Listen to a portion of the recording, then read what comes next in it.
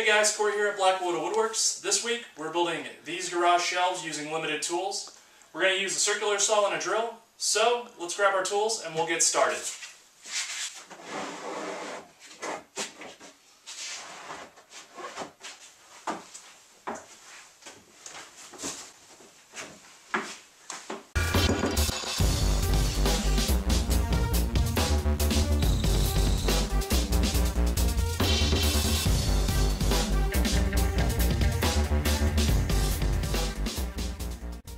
In order to get the greatest yield out of the lumber, I made this shelf 8 feet tall by 4 feet wide by 2 feet deep. The entire project is just made out of 2x4s and 3/4 inch plywood that you can pick up at any box store. To start off on the frame, I had to split two 2x4s down the middle at 4 feet, making a total of 4 pieces at 4 feet wide.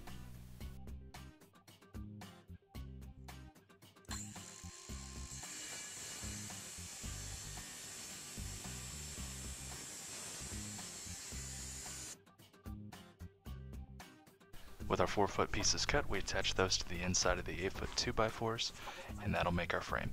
For the first frame, we pre-drill and screw it in all 4 sides, and for our second frame, we attach just one of the 4-foot sections for a total of 3 sides for our second frame.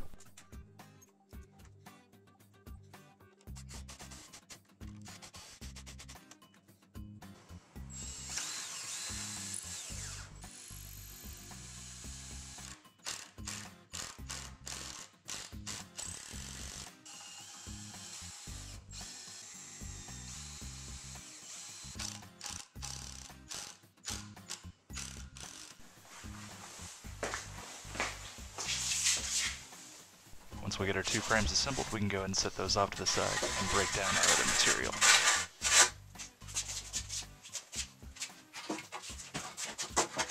So to give our frame some depth, and to create the slides for the bottom 3 sliding shelves, we have to cut 10 2x4s at 2 feet long.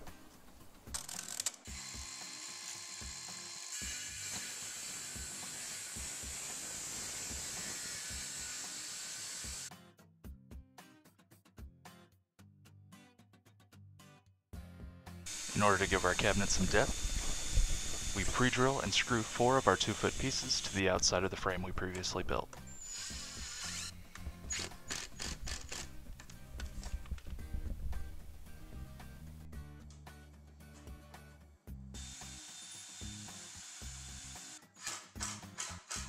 We move in our second frame, which is the 3 sides, and attach that to both the bottom and the top 2-foot pieces. Now for the bottom sliding shelves, we're going to break down some 3/4 inch plywood. Our plywood from the store comes in 8-foot by 4-foot sections. Along the 8-foot section, we're going to mark a line at 2 feet, take our square, make a line, and cut off a piece 4 feet by 2 feet.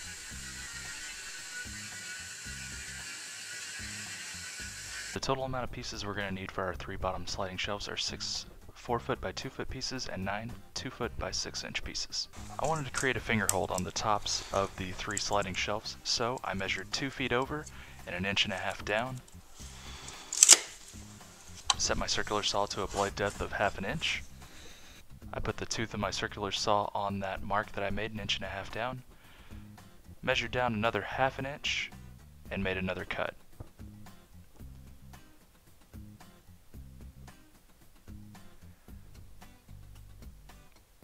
I put more relief cuts in between those 2 first cuts and hogged out the rest of the material.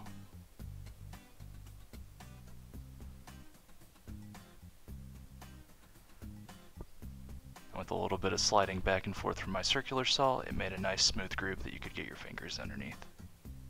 I did this to 3 of the 6 pieces in order to create a finger hold for the tops of each of the shelves. The next process was putting the shelves together, so I scribed a line 1.5 inches on each side of the 4-foot sections of shelf. I then attached one of the 4-foot 6-inch sections, pre-drilled and screwed those together to create the box.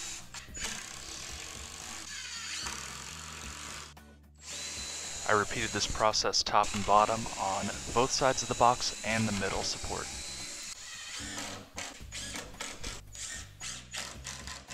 After I had my 3 boxes put together, I added a 1.5 inch furring strip to act as the slide for the shelf. I pre-drilled and attached the furring strip to the top of the shelf.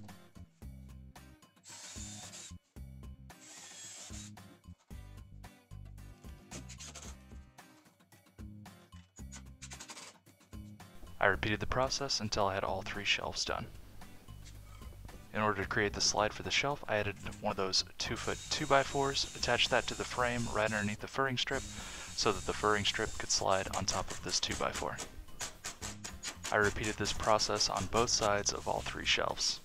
In order to provide a gap so that all 3 shelves could move independently, I put a couple quarters under all 4 corners and then repeated the process with the 2x4 underneath the furring strip.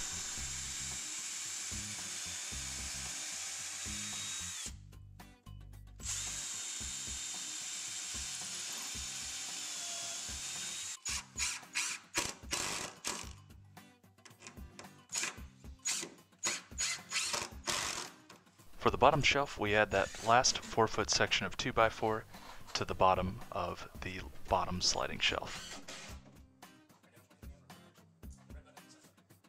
To finish off the bottom shelves, I put a small spacer block, pre-drilled and screwed those into place on all 4 corners of the frame, and put another 4-foot by 2-foot sheet of 3/4 inch plywood on top of it.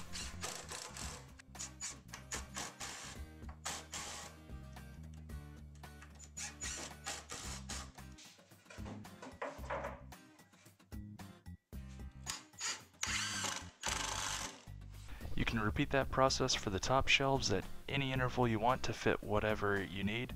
In my case, I was fitting these large totes that were about 18 inches tall, so I just measured up 18 inches, put another set of spacer blocks, and then put another sheet of 3/4 inch plywood on top.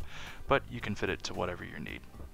Well guys, thanks for coming along on this project. If you'd like to keep up to date with what's going on around the shop, you can follow me on Facebook, Instagram, and Twitter. All those links will be left in the description box below. Again, thanks for watching guys. Have a good one.